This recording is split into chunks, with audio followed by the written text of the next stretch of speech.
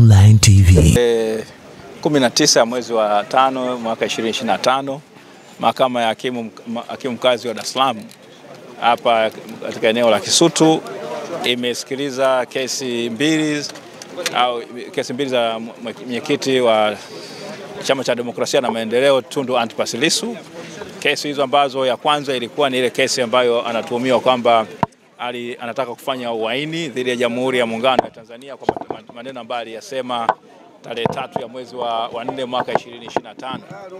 Na vile kesi ya pili inahusika na swala la kusema kwamba alichapisha taarifa ambazo si sahihi mtandaoni ambazo zinasema maneno mbalimbali kuhusiana na serikali ya Jamhuri ya Muungano wa Tanzania. Katika kesi ya kwanza ilikuja chini ya hakimu mfawidhi Kiswaga wa hapa mahakama ya Dar es Salaam, mahakama ya hakimu mkazi Dar es Salaam. Na katika hoja hizo mambo ambayo yajitokeza ni kwamba leo kwa mara ya kwanza hii kesi kwa mara ya pili mshtakiwa Tundu Antipas Lissu amekuwa mbele ya mahakama ya wazi. Mara ya kwanza ilikuwa mahakama ya wazi siku ile tarehe 10 ambapo alikuwa ameshtakiwa tarehe 10 ya mwezi wa 4. Baada ya hapo ikatokea sintofahamu ya kuzuia watu kutokuja mahakamani. Lakini leo kesi hii imesikilizwa katika mahakama ya wazi, bali kwamba kulikuwa na changamoto nyingi sana za kuweza kupata watu wengi kuweza kuingia mahakamani, lakini idadi ambayo ilijaza ukumbi mahakama ulijaa iliweza kushiriki. Sasa katika kesi hiyo kwamba upande wa serikali umesema kwamba unaendelea na upelelezi, bado upelelezi haujakamilika, hoja ambayo ilipingwa vikali sana na mawakili wa upande wa mshtakiwa. Na hapo kumbuke ni kesi ya uchunguzi wa awali kwa sababu mahakama hii haina mamlaka ya kusikiliza hiyo kesi. Lakini hoja ya pili kwa ni kwamba ambayo iletwa na mahakimu wa utetezi, mawakili wa utetezi, ni kwamba ile mshtakiwa pale kizimbani kuwa amezungukwa na maaskari.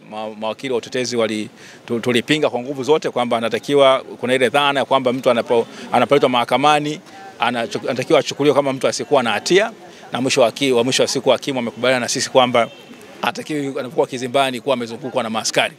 Kwa hiyo angalau kujenga heshima ya mahakama. Lakini amesema maagizo serikali au askari kufanya upelelezi namna gani wanaweza kuhakikisha usalama au kanuni gani zitaweza kuwaongoza kuhakikisha usalama unakuwepo, bali kwamba hata pale mshtakiwa anapokuwa yuko kizimbani.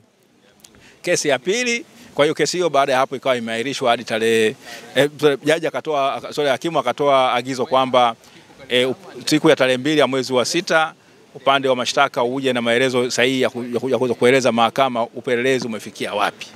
Kwa hiyo tuko hapo, lakini baada ya hapo hakimu alituruhusu kuweza kukutana na mteja wetu kwa nusu saa kwa sababu ni vigumu sana kwenda kule gerezani Ukonga na kuweza kukutana naye. Kwa hiyo tulipata nafasi ya kuweza kukutana na mteja wetu. Ilikuwa ni changamoto kuweza kuwaweka askari wa magereza watu achie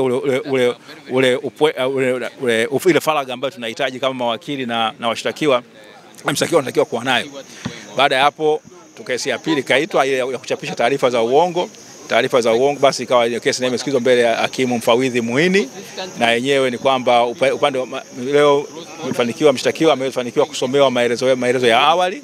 Amekubaliana tu na vitu viwili, swala kuhusiana na majina yake na ni mkazi wa wapi, na kwamba alishikwa akaletwa kwamba kuna siku alishikwa akaja mahakamani kwamba anashtakiwa kwa makosa matatu ya uchapishaji wa habari za uongo, lakini hoja nyingine 8 mshtakiwa amezikataa. Kwa hiyo kuna hoja mshtakiwa amesaini na mawakili wake, tumesaini maelezo kwamba kuna mambo ambayo yanakubalika ni mawili katika yale 10, kwa hiyo mambo 8 yanabishaniwa. Upande wa mashtaka umesema kwamba utakuwa na mashahidi wasipungua 15, lakini wataangalia uzito wa mashahidi hao. Lakini upande wa utetezi tukadai kwamba tupewe ile taarifa ya yule mlalamikaji ambaye alikwenda kulalamika kule polisi, ambaye tumeelezwa kwamba kuna mtu alikuwa anapitia kwenye mitandao akaona hizo taarifa ambazo zimechapishwa na Jambo TV na kwenye YouTube. Basi hakimu ameamrisha kwamba tupewe upande wa mshtakiwa apewe hiyo maelezo ya yule mlalamikaji. Kwa hiyo tunategemea upande wa mashtaka watatupatia hiyo taarifa mapema ili kuweza kutusaidia kuweza kujiandaa. Na mwisho wa siku hakimu upande wa utetezi kwa upande wetu tumesema kwamba tutatoa orodha ya mashahidi wetu na namna na nyaraka tutakazotumia pindi pale baada ya upelelezi. Upande wa mashtaka utakapomaliza kesi yake, na kama tutaonekana mshtakiwa na kesi ya kujibu, basi tutaweza kueleza mahakama tuna mashahidi wa KM Online TV.